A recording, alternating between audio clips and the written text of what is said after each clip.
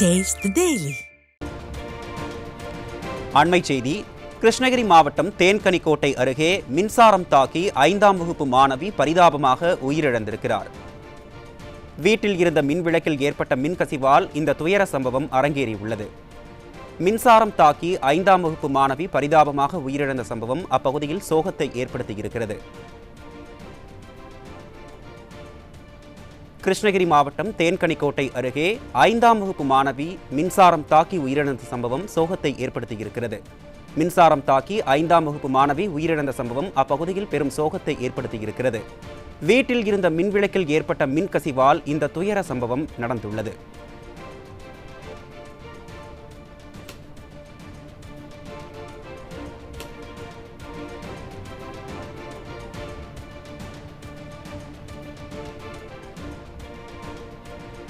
கிருஷ்ணகிரி மாவட்டம் தேன்கனிக்கோட்டை அருகே மின்சாரம் தாக்கி 5ஆம் வகுப்பு மாணவி உயிரிழந்த சம்பவம் அப்பகுதியில் பெரும் சோகத்தை ஏற்படுத்தியுள்ளது. இதனை நாம் அண்மை செய்தியாக பார்த்துக் கொண்டிருக்கிறோம். வீட்டில் இருந்த மின் விளக்கில் ஏற்பட்ட மின்கசிவால் இந்த துயர சம்பவம் நடந்துள்ளது.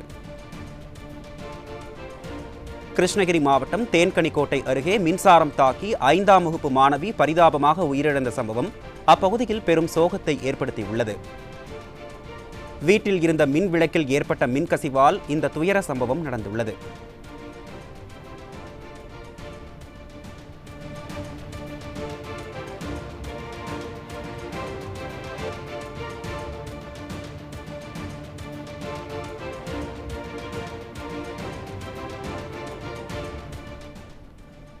கிருஷ்ணகிரி மாவட்டம் தேன்கனிக்கோட்டை அருகே 5ஆம் வகுப்பு மாணவி மின்சாரம் தாக்கி உயிரிழந்த சம்பவம் சோகத்தை ஏற்படுத்தியிருக்கிறது.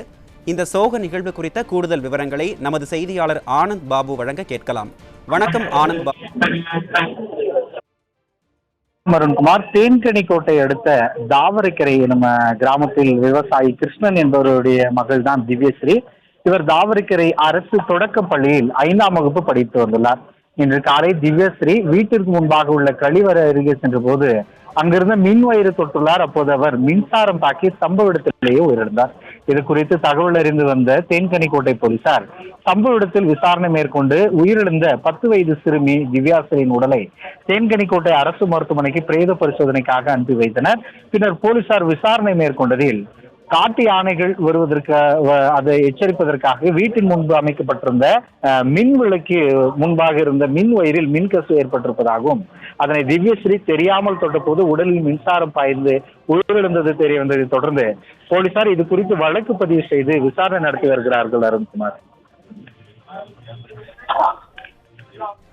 விவரங்களை வழங்கியமைக்கு நன்றி ஆனந்த் பாபு.